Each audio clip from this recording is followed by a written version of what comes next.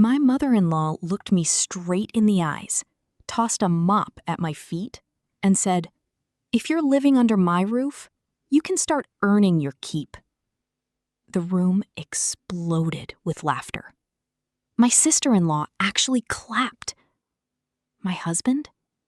He didn't say a single word. I stared at the mop for a few seconds, then bent down and picked it up. Not because I was weak, not because I believed I deserved it, but because I already knew something they didn't. That house was legally mine. And in less than 48 hours, every person sitting around that dining table would wish they'd treated me differently. But I'm getting ahead of myself. My name is Emily. I'm 38, and if you'd met me 6 months ago, you would have probably thought I had the perfect life. A loving husband, a beautiful home in a quiet neighborhood, weekend family dinners, the whole picture-perfect American dream. Yeah, that's what it looked like from the outside. The truth?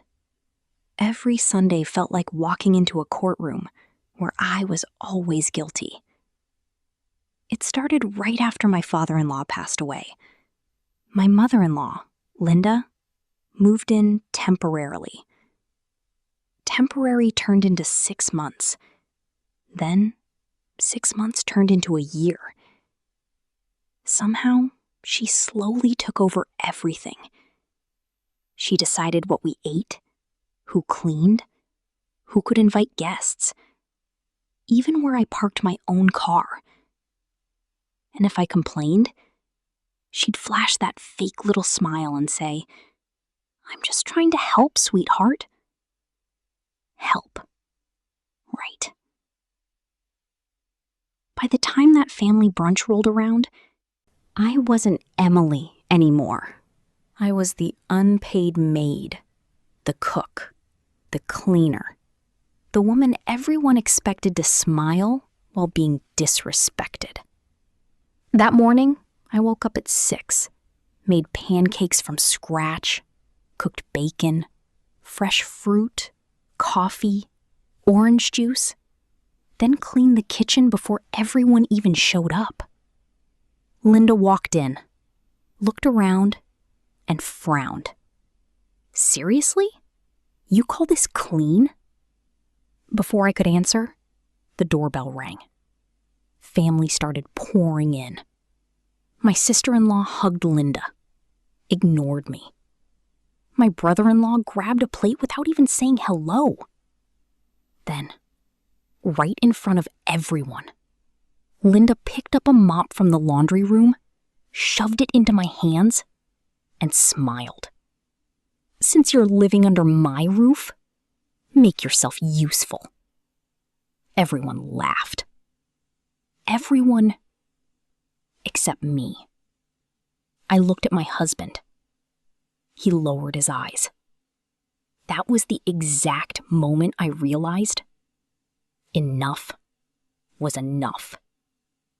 Because hidden inside my bedroom closet was a folder. And inside that folder was one document that was about to change everything. I didn't open that folder. Not yet. Instead, I slid it back into the closet and headed downstairs like it was just another Monday. Because if there was one thing I'd learned after 3 years of marriage, it was that arguing with Linda only gave her exactly what she wanted: attention. That afternoon, I was folding laundry when she walked into the room carrying a basket. Without saying a word, she dropped it at my feet. "These need ironing too." I looked up. "They're yours." She shrugged. "And?" I took a slow breath. "Linda, I'm working from home today. I have deadlines." She crossed her arms. Then maybe you should have thought about that before marrying into this family. Seriously? Before I could answer, my husband, Ethan, walked in. For 1 second, I thought he'd finally say something. Anything. Instead, he looked at me and quietly said, "Can you just do it? It'll keep the peace." Keep the peace. Those 4 words followed me everywhere. When Linda criticized my cooking, keep the peace. When she invited people over without asking, keep the peace. When she called me lazy after I'd cleaned the entire house, keep the peace. Funny thing about peace, it usually meant I was the only one making sacrifices. That night, I couldn't sleep. I stared at the ceiling while Ethan snored beside me. I kept asking myself the same question. How did my life end up like this? Then I remembered something my late father-in-law once told me. Just a few weeks before he passed away, he'd handed me a cup of coffee, smiled, and said, "Emily, never let anyone make you feel like a guest in your own home." Groceries, cleaning supplies, her dry cleaning, pick up her prescription, wash the guest room windows. At the bottom, she'd written, "Don't forget who's letting you live here." I read it twice, then folded the paper, placed it back on the counter, and smiled. Not because I was happy, because for the first time in a long time, I had stopped being afraid. Linda noticed. She narrowed her eyes. "What's so funny?" I looked straight at her. Nothing. But something's about to change. For the first time, she looked uncomfortable. And I realized she had absolutely no idea what was coming. By Friday morning, Linda was acting like she owned every inch of the house. She criticized my breakfast, complained about the laundry, even told me the flowers on the front porch looked cheap. I didn't argue. I simply smiled. That seemed to bother her more than any fight ever had. Around noon, she announced she was hosting another family dinner that weekend. Without asking me, without even mentioning it to Ethan. "Make your famous pot roast," she said, tossing a grocery list onto the counter. "Everyone loves it." I looked at the paper. There were 23 items on it. I quietly folded it and placed it back in front of her. "I'm not cooking this weekend." The kitchen went silent. Linda blinked. "I'm sorry. What?" "I'm not cooking." She laughed like I'd just told the world's funniest joke. "Excuse me?" "I've got plans." Her smile disappeared. "What plans?" I shrugged. "Personal plans." Before she could respond, Ethan walked in. Perfect timing. Linda immediately pointed at me. "Tell your wife she's being ridiculous." He looked from her to me. "Emily?" I met his eyes. "I'm done pretending everything is okay." He sighed. "Can't we talk about this later?" "No." My voice stayed calm. But we should have talked about it months ago. Linda slammed her hand on the counter. After everything this family has done for you, this is how you repay us? I almost laughed. Everything they'd done for me?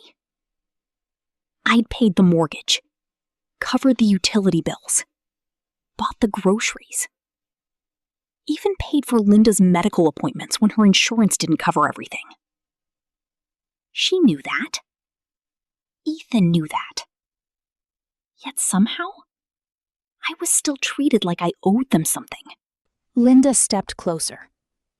If you don't like the way things work around here, she paused, then smiled. You know where the front door is. For a second, the room was completely silent. I looked at Ethan. He opened his mouth, then closed it again. That hurt more than Linda's words ever could. I nodded slowly. Okay. Linda looked surprised. Okay? I'll leave. She smiled, clearly thinking she'd won. But before walking out of the kitchen, I turned around. Oh, one more thing. She crossed her arms. What? I smiled for the first time in months. A lawyer will be stopping by tomorrow morning. The smile disappeared from her face. A lawyer? I nodded. Yeah. You'll probably want to be home. Then I walked upstairs, leaving the grocery list exactly where she'd thrown it. And for the first time, Linda looked nervous. The next morning, the house was unusually quiet. Linda hadn't spoken a single word to me since I'd mentioned the lawyer. Instead, she spent the entire morning whispering to Ethan in the living room. Every few minutes, they'd glance in my direction. I just kept sipping my coffee. At exactly 10 o'clock, the doorbell rang. Linda rushed to answer it before anyone else could. Standing outside was a man in a navy blue suit carrying a slim black briefcase. Good morning, he said politely. I'm David Carter. I'm here by appointment. Linda forced a smile. There must be some mistake. We're not expecting anyone. The lawyer checked his phone. I have an appointment with Mrs. Emily Brooks. Linda's smile disappeared. Emily? I walked into the hallway. That's me. He smiled. Good morning, Mrs. Brooks. I brought the documents you requested. Linda looked completely confused. What documents? David remained professional.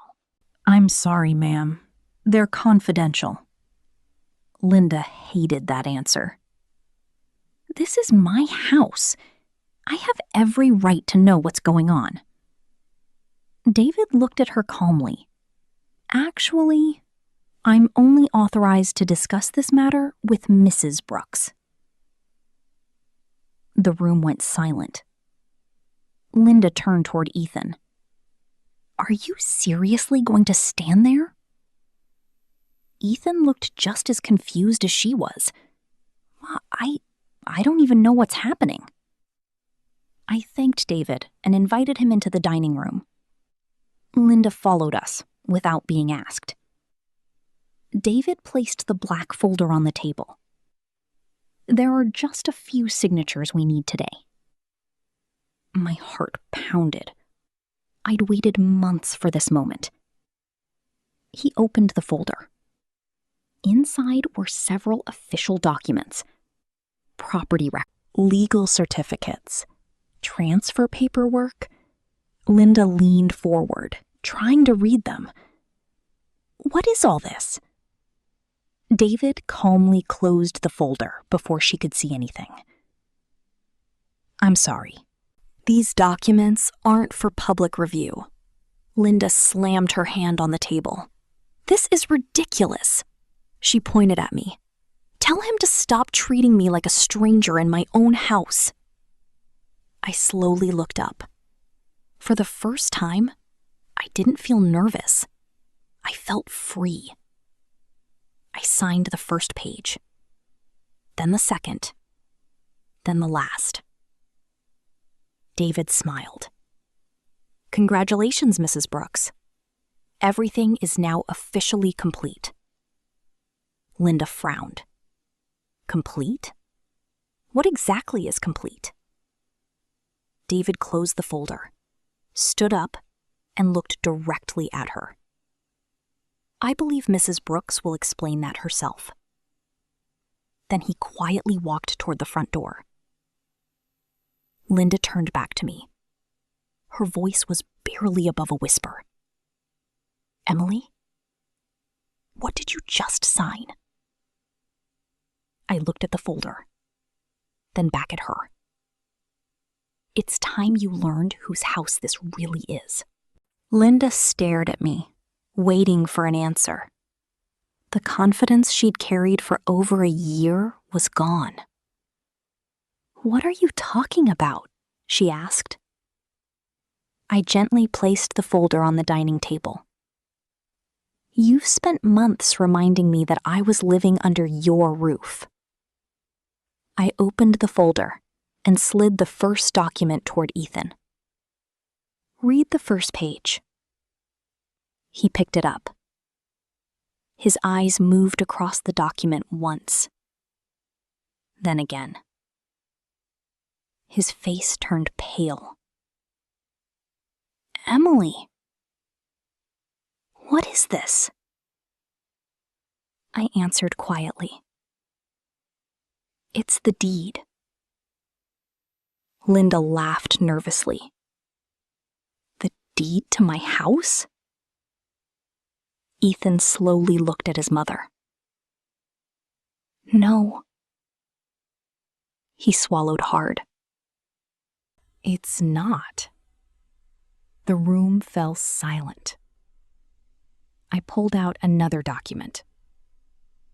A year before your father passed away, he and Ethan refinanced the house. Linda frowned. So? So, they transferred the ownership. She folded her arms. To Ethan? I shook my head. No. Her smile disappeared. Then who? I looked her straight in the eyes. Me. For a few seconds, nobody spoke. Linda grabbed the document from Ethan's hands. This has to be fake. She flipped through every page. Every signature had been notarized. Every stamp was official. Every date matched. Her hands started shaking. No, this can't be right. I took a slow breath. It is. She looked at Ethan. You knew about this? His face filled with guilt. Dad asked me not to tell anyone. Linda stepped back like someone had knocked the air out of her lungs. Your father.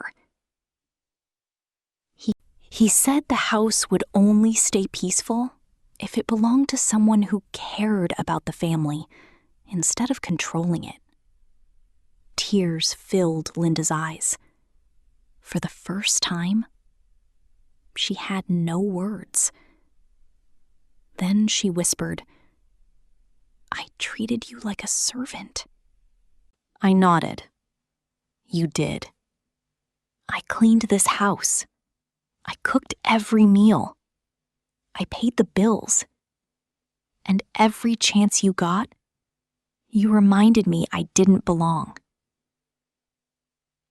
Linda slowly lowered herself into a chair.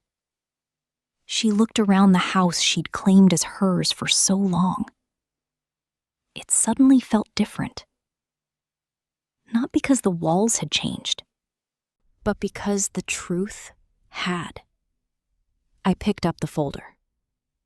I'm not asking you to leave today. Her head snapped up in surprise. But from this moment on, my kindness is no longer something you get to take for granted. For the first time since moving in, Linda couldn't argue. She couldn't shout. She couldn't blame anyone else.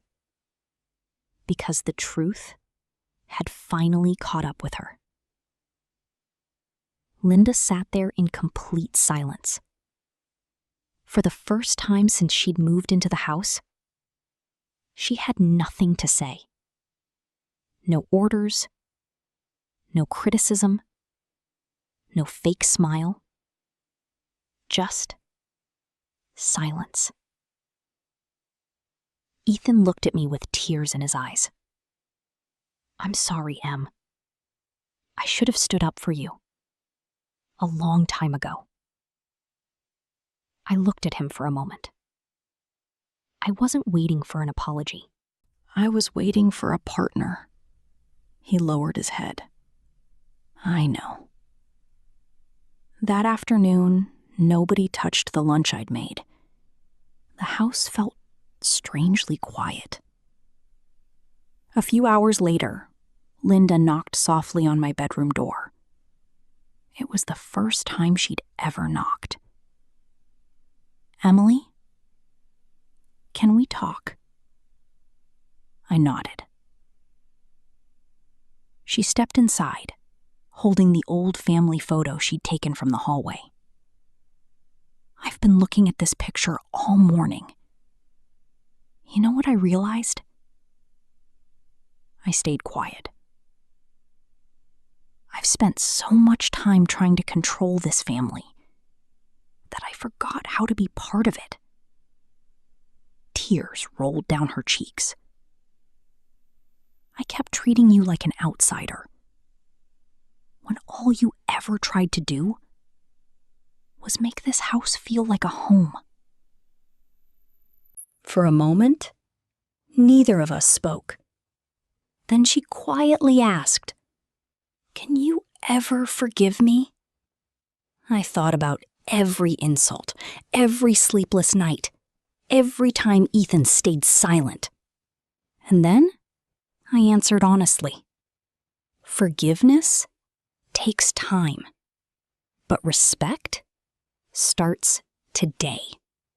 She nodded. I understand. A week later, things were different. Not perfect. Different. Linda started making her own breakfast. She cleaned up after herself. And for the first time, she thanked me. It was awkward. Almost unbelievable. But it was real. As for Ethan, marriage counseling became a condition for us staying together. No more silence. No more choosing the easy path. Months later, while watering the flowers on the front porch, I remembered the words my father-in-law once told me. Never let anyone make you feel like a guest in your own home. He was right. Home isn't about whose name is on the deed. It's about the people who make you feel like you belong. And sometimes, the strongest thing you can do is stop proving your worth to people who never deserved your kindness.